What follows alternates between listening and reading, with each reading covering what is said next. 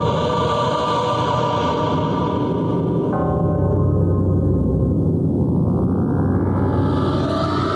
is the world according to Jen and Carolyn.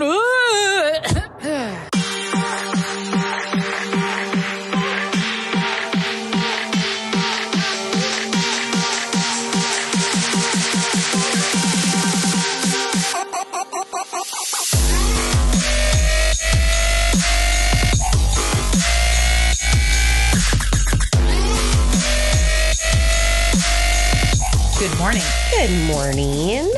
We might get interrupted because I can hear my child moving the stool that he needs to effectively take a dump. I can hear him upstairs. So yeah, daddy's golfing.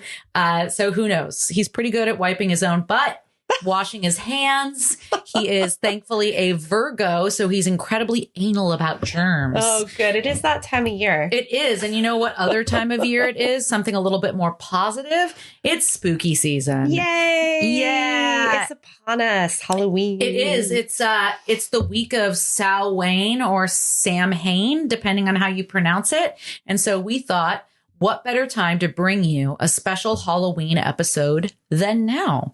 So we're going to be focusing on something that I don't think really should be creepy, but is the beginning of a lot of very cool stories, ghost stories in our culture. So we're going to talk about a brief history of cemeteries in America. Carolyn, did you know that cemeteries were some of our first public parks Americans had access to? No, but that makes total sense. It does make a lot of sense. So, you know, whether you think they're hauntingly beautiful and historic like we do. Yeah. Or they give you the creeps. I think you're going to appreciate. Yeah. I mean, it's both and, as we said in grad school. I'd be freaked out at night. Oh, I've spent so much time in the cemetery at night. You know, I was a goth kid and in high school, a goth kid and a kid with no parental supervision. So those two things combined. Oh, and the third thing, living very close to cemeteries. Yeah. So I grew up in South San Francisco, which is adjacent to Colma, California, where there are more dead folks than there are living ones. In fact, my high school, the fence separated our high school property from Holy Cross Cemetery. And so every time we wanted to avoid a rally, because surprise, Jen was not a rally kind of girl, we would jump the fence and go to the cemetery. It got to the point where the people who worked for the school, who were supposed to make sure that we did not escape and cut school, were like, just let these creepers go to the cemetery. And like, they don't want to be there doing rah bullshit. Leave them alone. Leave them alone. Let them bust out their black lipstick and dance around the cemetery like children of the night. And we're more or less just smoking weed. But anyway, yeah, a few acid trips in the cemetery when I was a teenager. I love it. My life is very, very connected to the cemetery. Carolyn, and I've been spending time in cemeteries since I was a kid. Yeah. Because it's a family thing. It's a generational thing. Yeah. Did you spend a lot of time in cemeteries as a child? Okay. No, we didn't. But the only times we ever went, I think I went more to the pet cemetery in Colma. Also creepy. Than we did any other cemeteries. Because my family was obsessed with our lineage of poodle dogs, all 5 of them. But weirdly, that was lineage of poodle dogs. Yeah, I dare you to go visit this pet cemetery. We're in the first row, the row of poodle dogs. So yeah, weirdly though, cemeteries to me were sort of spaces though where I got to I remember that was the first time I saw my dad cry. Oh, he always cried when we go to every couple of years when our dogs would die. Aww. So that was always like a whole thing. And he'd have us we'd make blankets for the dogs and pillows. And then they'd visit the dogs, gravestones at holidays and at their birthdays. Holy shit. I know. So he was like really into it. And when I was little, I would go, but it always freaked me out. So I didn't really like it. Okay. But we spent a lot pissed. At the pet cemetery. You're going to have to make a video at aforementioned pet cemetery. I've been there with you. Yeah. You showed me. And remember, your mom was pissed because a gravestone was missing for one of the dogs. That she paid for. And she was really mad. Yeah. It became a thing. But yeah, I think it's kind of interesting that, you know, seeing my dad be vulnerable and a cemetery were hand in hand, because I think that space does something to you. Yeah. There's something about it that's very sacred and very beautiful in its own way. So it's kind of funny that is where he'd get vulnerable. I should have lived my life with my dad in a cemetery.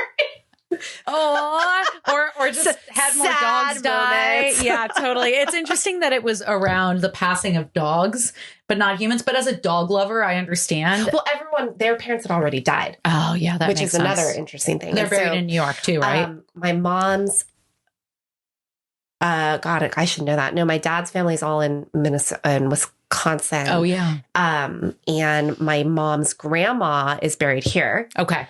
And her, actually, cemeteries are very complicated in my family. It sounds like it. My mom's mother did not want to be buried next to my dad's, to my grandfather who remarried. Ooh. And then my great aunt, I think my mom's maternal side are all buried together. They didn't want to be with their husbands. Dude. I might have that wrong. Okay. But it's very interesting what grave plots do in certain families. Cemetery politics. Yep. I like it. It's a thing. I like it. I don't know if I'm going to be able to be buried next to Bill. I'm not Catholic. I'm not really, from a religious perspective, I'm not anything. Mm-hmm. And so his family and his intention is to be in Holy Cross. They have a plot. They have a plot. Yeah. A pretty decent sized plot. But I want to be at Cypress Lawn, which is non-denominational and like the most beautiful cemetery around. Do you want to be buried?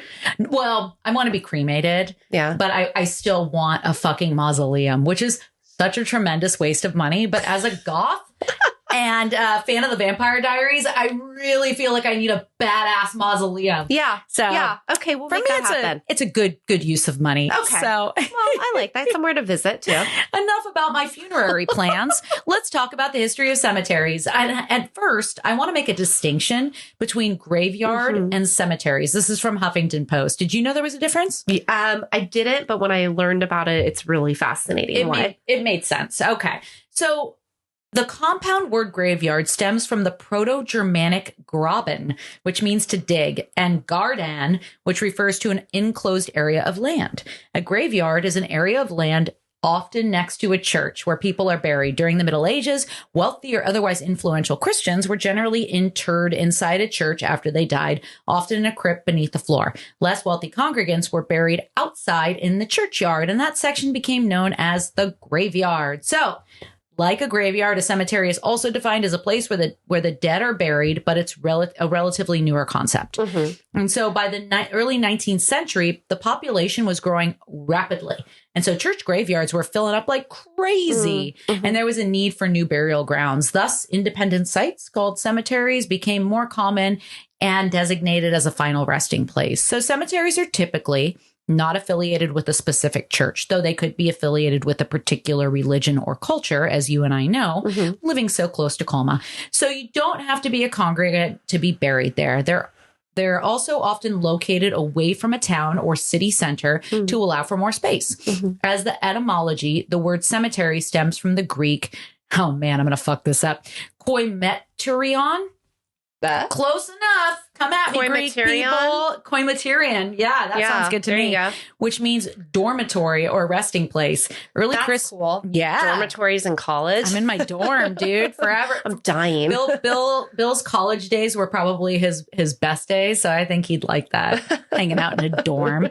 Early Christians came to use the term to refer to a person's final resting place rather than in the literal sleep context, okay? So to be clear, using graveyard and cemetery interchangeably is totally acceptable by today's standards, but graveyard still primarily refers to the area of a churchyard used for burial. Okay, now that we've gotten that out of the way, it's time for an actual history of cemeteries in the U.S. Ready? Yeah. Okay.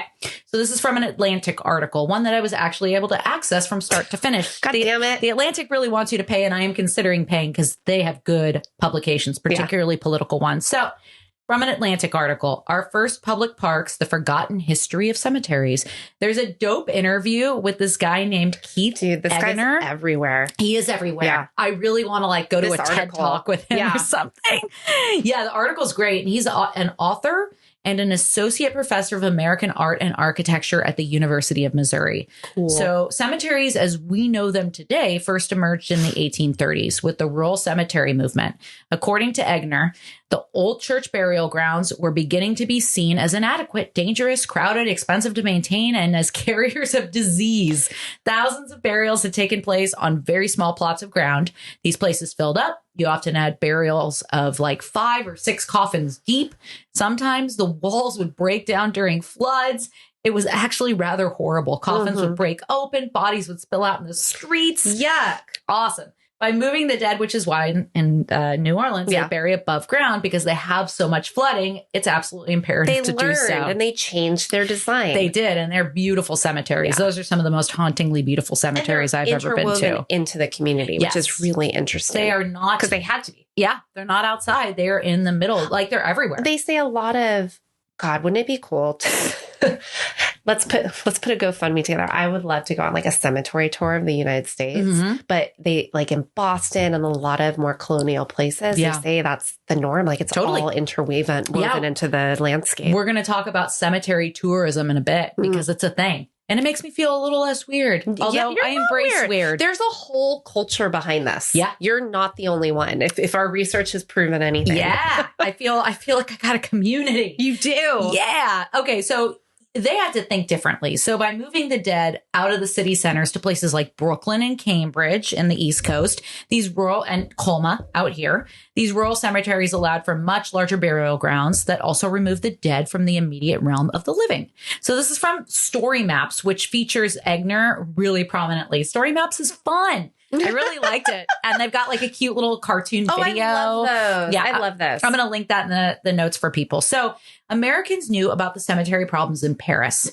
In Paris, cemeteries were so full, their walls burst and dead bodies spilled into the streets. The French Emperor Napoleon in 1804 ordered the establishment of a new cemetery well outside the city limits. The result was, help me with the French. Père Lachaise. Thank you. The world's first garden cemetery. And Cambridge, Massachusetts, their first big cemetery was Mount Auburn, which was like replicated or based on that Paris cemetery. It's a whole new type of cemetery, the planned garden cemetery. Well, you probably had to really sell people at that time. Yeah. From getting away from the church to I think you did. Is like it's like going from, a different art form. Totally. But I think when there are bodies spilling out in the streets, people are like, yeah, I don't care about being in a churchyard anymore. I'm tired of this shit. In fact, I'm rereading the Vampire Chronicles, the Interview with the Vampire books that Anne Rice wrote. I'm on the second one, the Vampire Lestat. And when he first finds Armand, who becomes a prominent character in these chronicles, they're living in a Paris cemetery, Les Innocents. And Lestat talks about how disgusting it is, how it smells, how there's bodies everywhere. So Anne really... Times were hard. Times were tough, especially if you were a vampire who didn't want to walk amongst humans except to hunt. All living amongst the dead and shit. Lestat found it to be very uncivilized. Oh. Yeah, he totally changed the culture of the vampires based on being like, what the fuck are y'all doing? We're kings and queens. Why are you lingering in the realm of the dead? Anyway, that's an aside, but I am a vampire lover, so that's what you're going to get with me. Okay, and then we have military cemeteries. And the first military cemeteries were established on or near battle sites.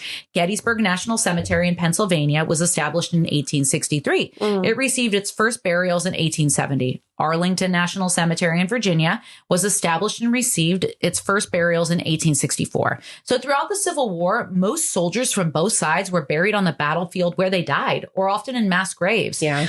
After the war, people in the North and South worked to relocate soldiers buried on battlefields to military cemeteries nearby. This is crazy. Yeah. Confederate soldiers were not admitted for burial in federal cemeteries until 1906. Before that, Southern soldiers who died in the North were left in their original burial places, usually mass graves. In the American, that's crazy, right? Yeah. In the American South, cemeteries for Confederate soldiers were established by local people, while Union soldiers were buried in the newly established national cemeteries. That's kind of hard. That's kind of harsh. They're just kids, too. They are. They don't know any better. Fighting for racism and slavery, but times were even now, right? Yeah. I don't blame the soldiers for the most part, unless they're guilty of doing some reprehensible stuff. Yeah. But I don't blame them. Usually they're lower income folks who are lured into the armed services with the promise of free education and healthcare and all these things that, to an extent are delivered. And back then you had to. It's like, oh, you're a dude? Yeah. who's at least 14 years old. You're going. Yeah, totally. Yeah. Grab your musket, bitch. Well, it says so much though about the sort of cemetery culture of like, even what's allowed. Yeah. in a cemetery. It's like what your belief system, well, even how we have it by religion too. Yeah. Like if you're Jewish, you have to be in a Jewish cemetery, you know, so it's. But you can't be in a Jewish cemetery because you have tattoos. True. Well, I think the Jews are. The reform, as long as you go to a reform one, you're going to be okay. Times are changing here. They really are. I think the cemetery people are like, we just need money. We need the bodies. Literally. All right. So, did you know that the funeral industry actually came out of the Civil War? That's interesting. I had no idea. So at the time, there was growing need to transport the bodies of these soldiers who died in battle back to their families for burial.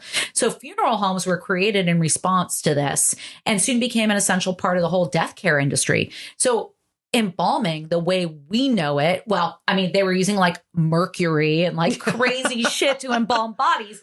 But still, embalming practices, kind of as we know them now, came out of the Civil War. Cool. Isn't that nuts? Cool. All right. So that dude, Keith Egner, that I mentioned a few minutes ago, he's really cool, as we said. He's kind of trippy. He's very like existential and spiritual. Yeah, I think so. Like they're researchers, but they're also kind of philosophers, right? Yeah. No, this guy in particular. So listen to this trippy ass statement that he made about cemeteries and their purpose. What really fascinates me is this idea of liminality. Did I say that correctly? Yeah. The joining together of two very different states. You have a kind of intensification of knowledge and emotion. The transcendentalists were fascinated by cemeteries, and I'm fascinated by the same things. The coming together of these disparate states of life and death, nature and culture. Cemeteries are the place that those kinds of meetings of the past and the future come to the fore. Deep, bro. That is. Carolyn, the statement is hella deep. And don't snap. You know, I don't like when white people snap.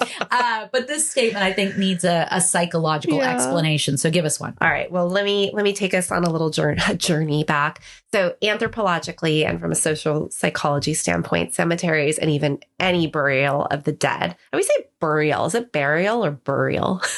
I always say burial. Yeah, but spelled burial. Anyway, I also can't spell cemetery. Oh, really? I can't for the life of me. It's a hard one. Anyway, it doesn't stick. I digress. But marking graves is a huge leap in the evolutionary kind of customs of humans. And if you want to go deeper into this, go back to our December 12th episode. Happy holidays. Let's talk about death. That's one of my favorite ones. But I focus on more in depth on an article from National Geographic that talks about Lee Berger's work that suggests small-brained early human primate creatures buried their dead in what could have been seen as sacred places, possibly with tools to symbolize a distinction between two unique mammal behaviors, which scientists call mortuary behavior and funerary behavior. Good job. I think you just said that word. Funerary. So Andre Goncalves, I hope I said that correctly, who studies how animals interact with the dead. Chimps and elephants, for example, display mortuary behavior when they keep watch over a dead body or physically interact with it, expecting it to come back to life. Funerary behavior, by contrast, involves intentional social acts by beings capable of complex thought who understand themselves to be separate from the natural world and who recognize the significance of the deceased. So until now, earliest records showed basically, you can go deep down the rabbit hole, but homonality, 100,000 years before they actually thought humans had these burial sites, they found evidence that showed otherwise. So I say that because to even bury in the first place is very human. It is. And to have elaborate rituals around that and belief in the afterlife.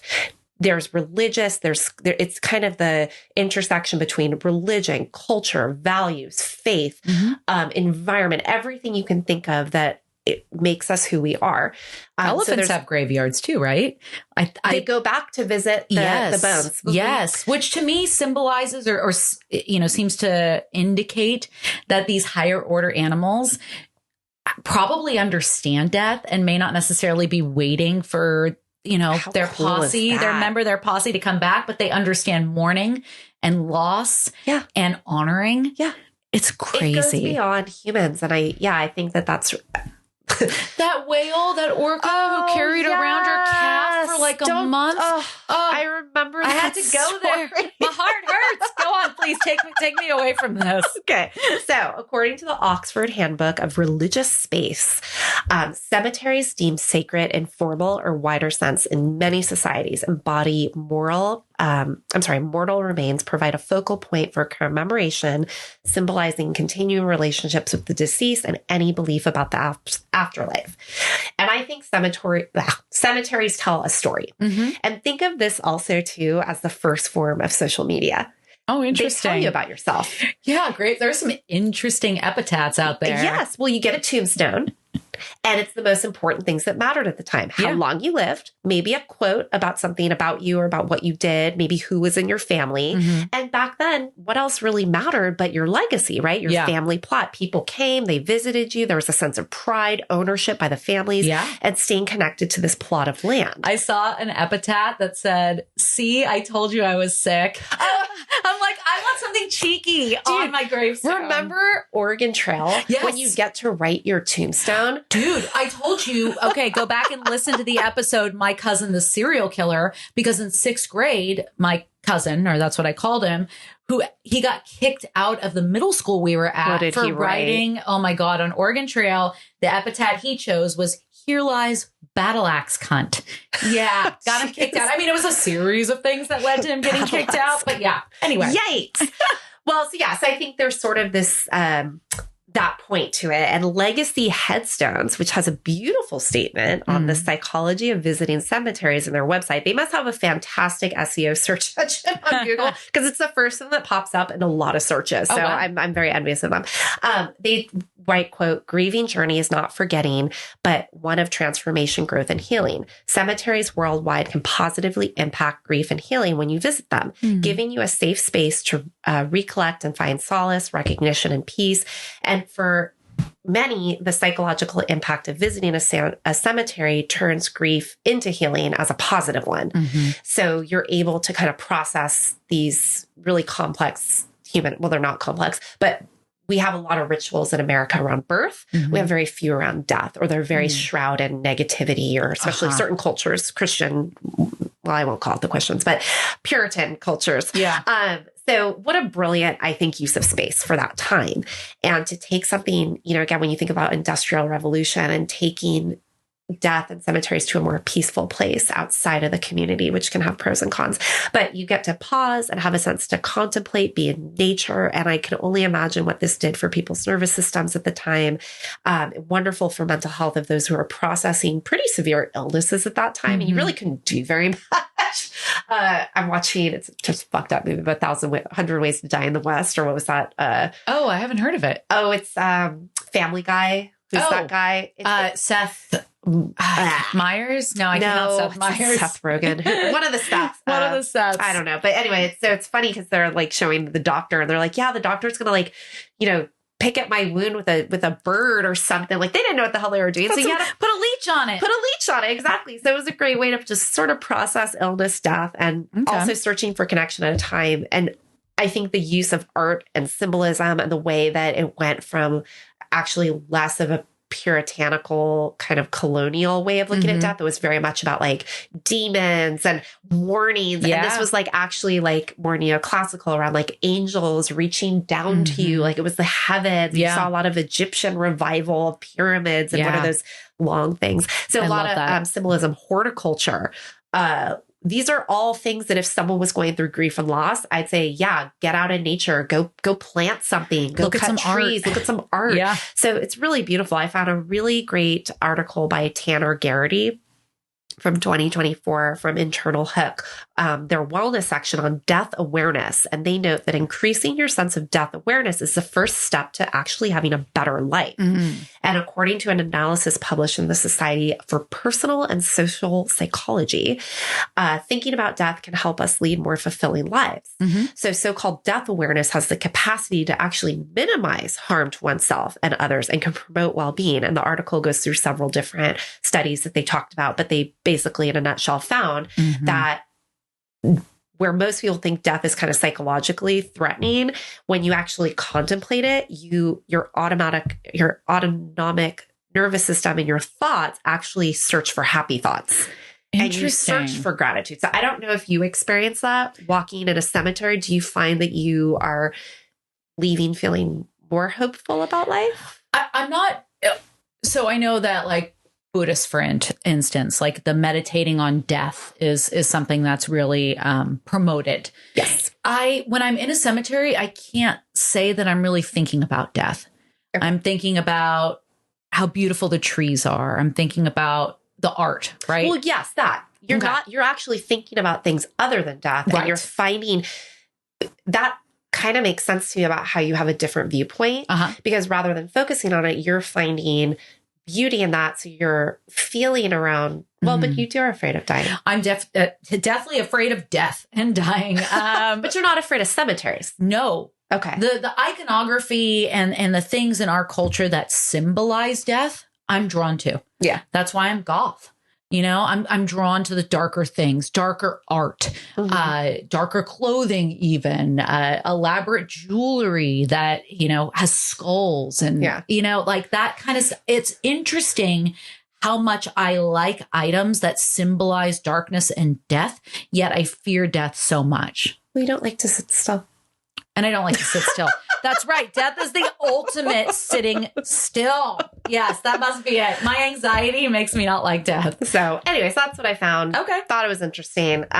You know, that you're creating these spaces. And I think to actually taking it away from churches is an interesting thing too, because it does make it more accessible to everyone. Yeah. And I remember when we'd go to the past cemetery, we'd pass by the Chinese cemetery and the Jewish cemetery and all these different spaces. And that sort of, I remember having a lot of questions about that and giving that context. Yeah. And why someone would be buried versus in a mausoleum versus in cremation. And it was always conversation, I would say, in my family. For sure. Yeah. No fear, just conversation.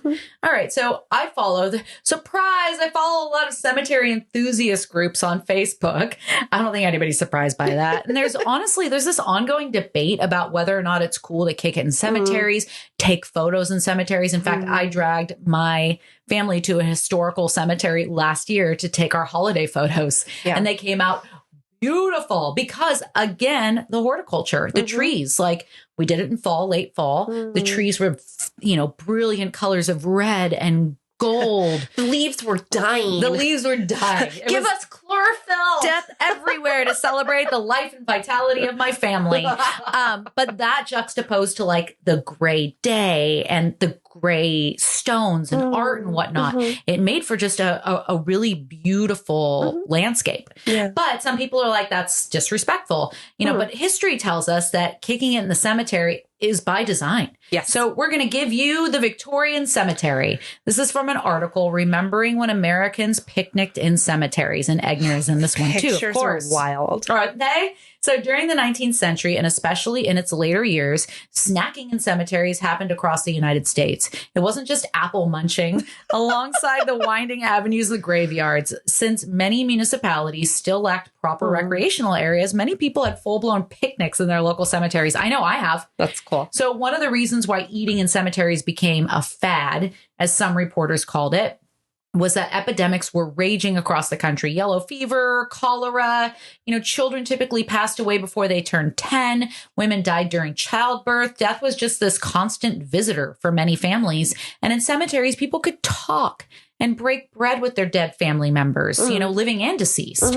And that there's something really inherently beautiful in that. Yeah. And so the picnic and relaxation trend can also be understood as the flowing of the rural cemetery movement, whereas American and European graveyards had long been these austere places on church grounds full of memento mori and reminders not to sin. Yeah. The new cemeteries were located outside the city centers, and they were designed like gardens for relaxation and beauty. Love that. Carolyn, you touched on this briefly, cemetery tourism or tombstone tourism. So this is from the Epoch Times. Well, people usually visit a graveyard to recall, and see, they're using graveyard and cemetery interchangeably, to recall and revere a lost loved one. Burial locations, see, now I'm saying it like you. Burial locations around the country also attract adherents who drop by for other reasons. Many go to see the final resting place of a favorite celebrity, others to admire honor the unusual and unexpected beauty found at some cemeteries and some for other purposes. Just like when we went to New Orleans for the last year, and it was my first time there, I was like, we are going to Anne Rice's grave. And I dragged you and Blanc out there in 105 degree heat. And we walked. And we did it. We made that pilgrimage, and it was worth it too, because when we went inside and we talked to the folks that worked at the cemetery, it was so Southern. They were so happy to wag their tongues and gossip about the day that Anne was buried and how crazy it was and how the family was being all uppity about not wanting to get out of the plane because it was raining. Apparently there was this really big storm on the day she died, which is, I would expect nothing less for the Queen of Darkness. So this is from Joy Neighbors, an author and cemetery blogger.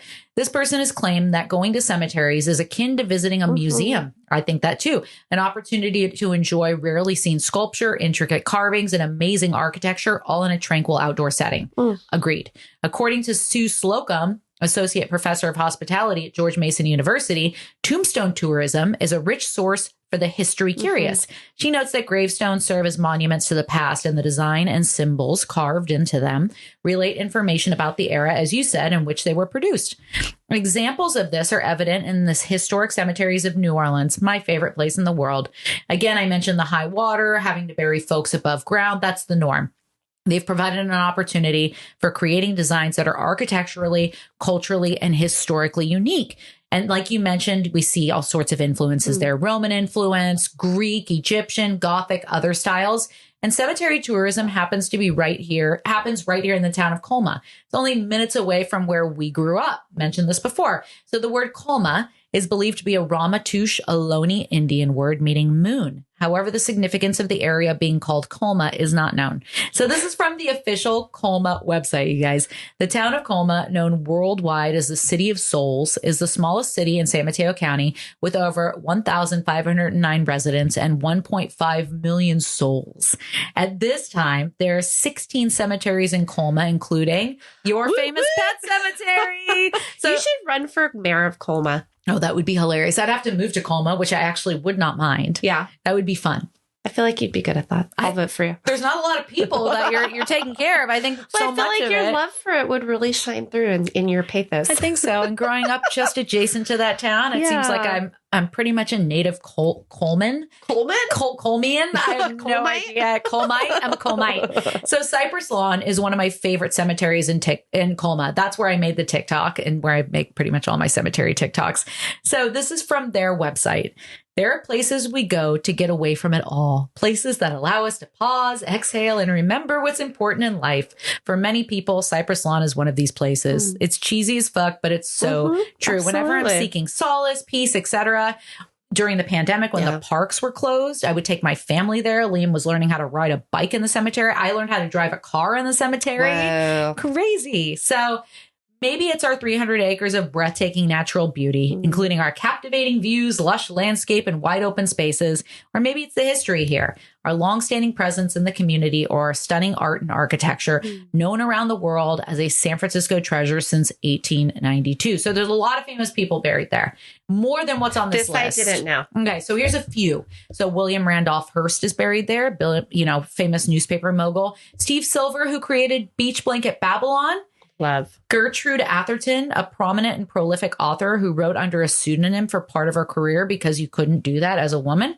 Willie McCovey, famous Giants player. Charles DeYoung, a pioneer journalist, founder of the San Francisco Chronicle. So there are a ton more. The Spreckles Sugar Dude is there. There's a whole ass. Who's Spreckles Sugar Dude? Oh, so Spreckles was they might still be around. Very famous sugar company. I thought you said that's his name. I'm all Spreckles Sugar Dude. That's Spreckles, a great I wish that was my name. But yeah, Spreckles Sugar. Oh, okay. They're there. And they had a lot of, when I used to rent apartments for a living, there was Spreckles Mansion. It's on Van Ness and Washington. And they converted it into apartments, but it's a Julia Morgan building. She's a famous architect, did a lot of work here in San Francisco. Like, her work when you see it. So yeah, Spreckles. Anyway. Well, and isn't there the Hollywood cemetery where they do films? Yeah, in Hollywood. Yeah. And they do like night flicks and stuff. Yeah, they do all sorts of stuff. That's kind of cool. They do that here. Like they do? Mm-hmm. Oh, I did not know that. So there's probably one coming up. They did one in the Italian cemetery, which I would love to go to.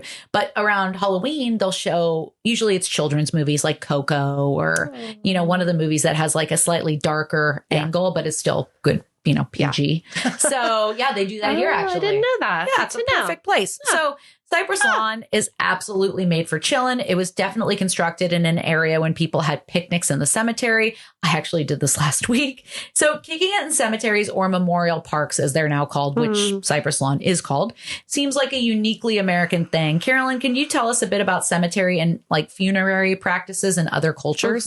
Absolutely. Well, and again, there's a lot of different cultures with a lot of different belief systems. Obviously, we're not going to get to all of them, and they vary widely within the culture and within the individual perspective.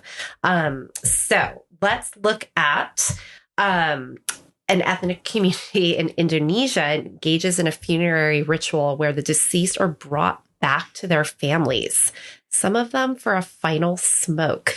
Cannot wait to post this video of respectfully a mummified corpse that has been exhumed on purpose. And these families, they spend quite a bit of money to do this, and that's how they honor their dead. The Manet ritual involves exhuming the corpses of deceased family members, periodically cleaning, redressing them, even placing a cigarette in their mouth before returning them into the graves. They also take the opportunity to clean their relatives and their crypts and wash the bodies out. No, they don't do that while the bodies are out. So it's like, can you imagine how different that would change your relationship, not just with your loved ones, but with death and dying? Yeah. And I'm like, I don't think I could do that. But if that were my culture and I grew up with that, I would probably think a lot differently. Yeah. And, again, if you look at C.K. Yang, a sociologist who taught at the University of Pittsburgh in the mid 20th century, talks about, I don't know why I said that, talks about how it's very common for Chinese extended families to visit ceremonies and make communal offerings to their shared ancestors. They're actually placating the residents of spirits who, if displeased with the quality of the offering or the upkeep of the grave, this I think is a very common thing that would happen even in our culture too. Like you want to see fresh flowers that shows you care, but this actually keeps the spirits happy, and it that might otherwise haunt them, or again, it strengthens the bond between those blood ties between living members, or clans as they call them. And you see this in a lot of clan communities. And so this is a really big part of other cultures. Sky burial. This to me sounds beautiful. Yeah. I love Buddhist traditions. Sky burial is common in Tibet among Buddhists who believe that the value of sending their loved one's soul toward heaven. So, you're not supposed to mourn. You're not supposed to cry, because that actually keeps their spirit closer to earth. You're supposed to rejoice. That allows that attachment for them to not, it's supposed to be a good release. thing. You're happy that they're moving on.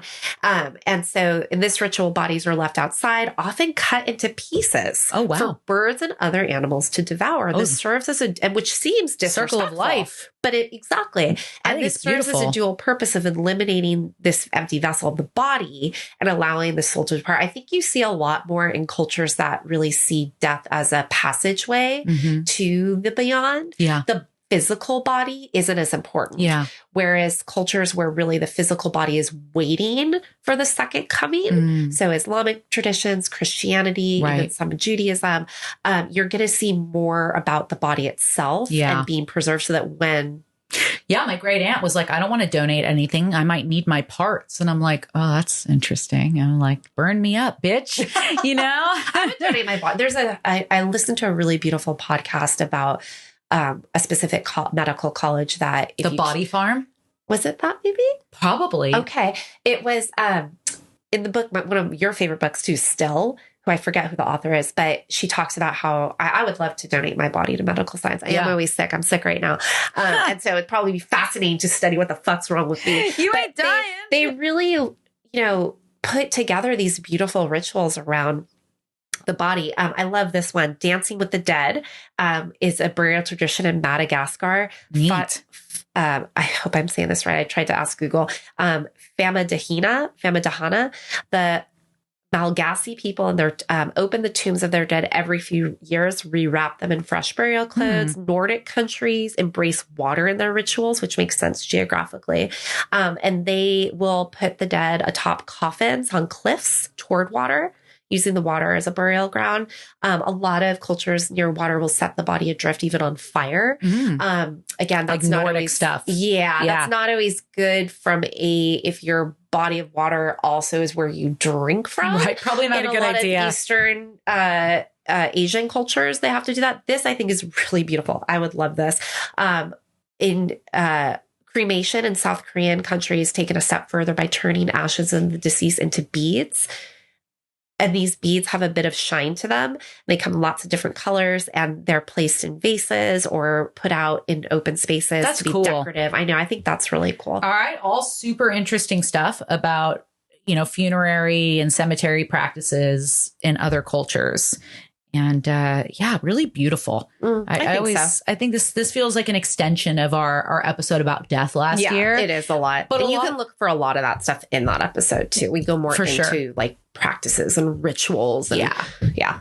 Very cool. So we want to end this with a nod to some of San Francisco's forgotten cemeteries. So the reason why we have Colma is because there was a movement in the 1900s, early 1900s, to do the same thing that other major cities were doing, move the dead out of the city limits and put them elsewhere, especially a place like San Francisco, because we're only 7 miles by 7 miles. Yeah. We're pretty small. So do you know we only have 2 cemeteries left inside our city limits?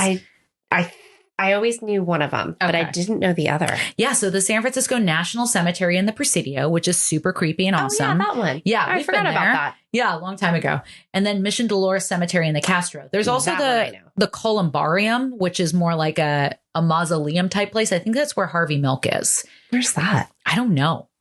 Got to look it up. I know it exists because I know Harvey's here, and Mayor Moscone, whom he was shot with. I'm surprised they wouldn't have wanted to be in City Hall. Yeah, you can't bury people in City Hall. Really? No. You can lay in state there. Like Feinstein's body was brought to City Hall. Oh. Dianne Feinstein, because she was a senator. She was our mayor at one point, and then went on to become senator. But a few people have lied or laid in state here. Oh, okay. But yeah, there's nobody buried. As far as I know, there's nobody buried at City Hall because it's not a church, right? No. Okay. So this is from a 7x7 article.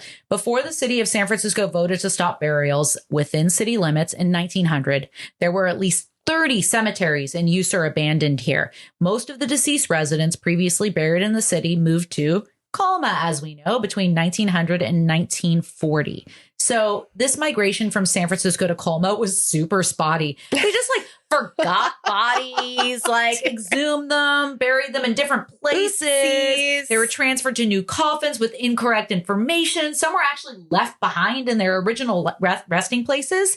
So you and I both went to the University of San Francisco. We know that Lone Mountain used to have a cemetery. So surrounding Lone Mountain in Laurel Heights, inner Richmond area, the big 4 cemeteries were made up of Laurel Hill to the north, Oddfellows to the west, Masonic to the south, and Calvary to the east.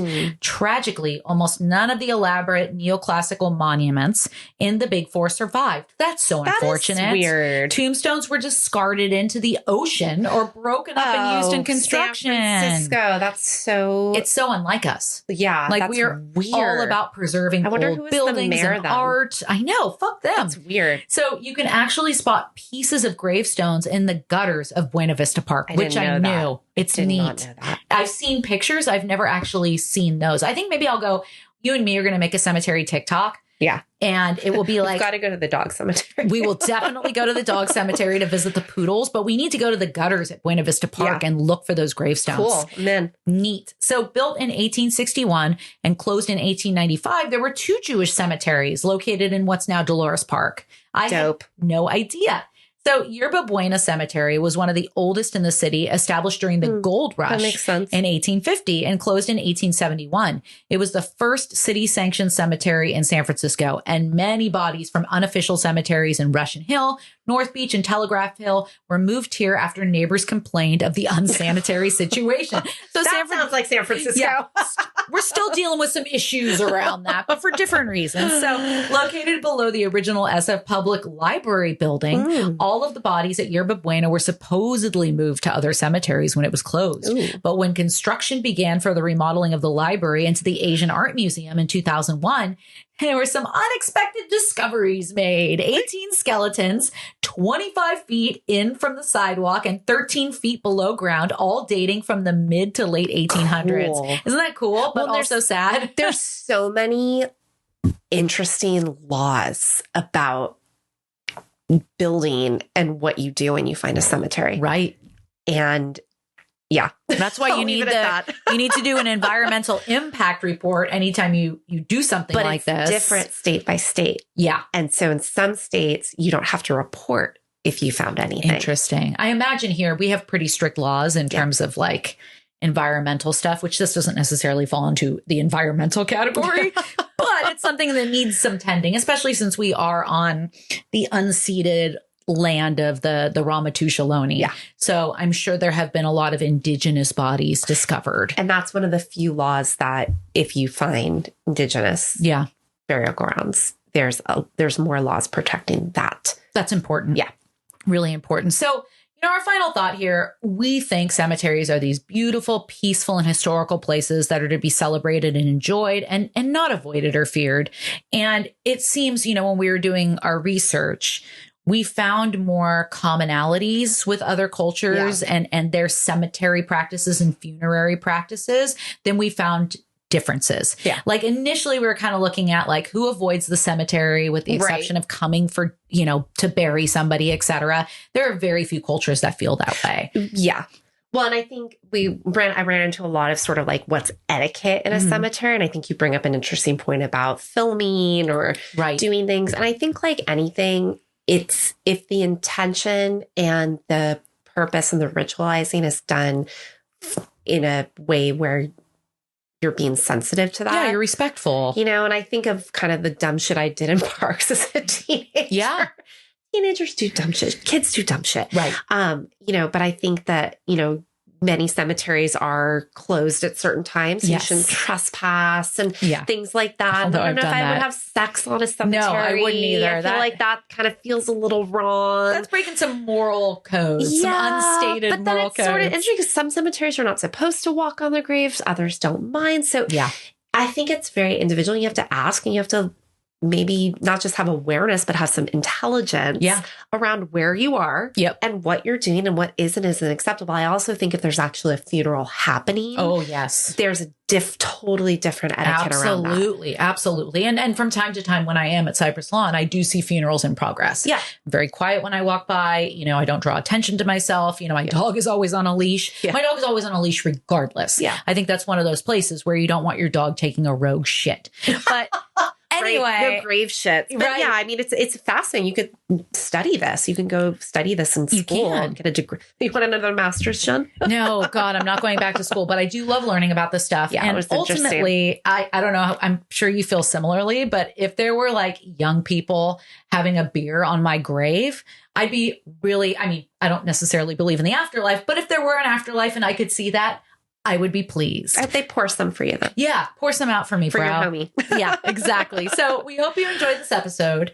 We hope that maybe you gained a different perspective on cemeteries and what they're for, especially if you like hanging out in cemeteries and might feel some sense of guilt, which you shouldn't. Nope. They are meant to be enjoyed. There are some of our nation's first public parks. And for me and Carolyn, they're still very park-like. Yes. So have a happy Halloween. Ooh.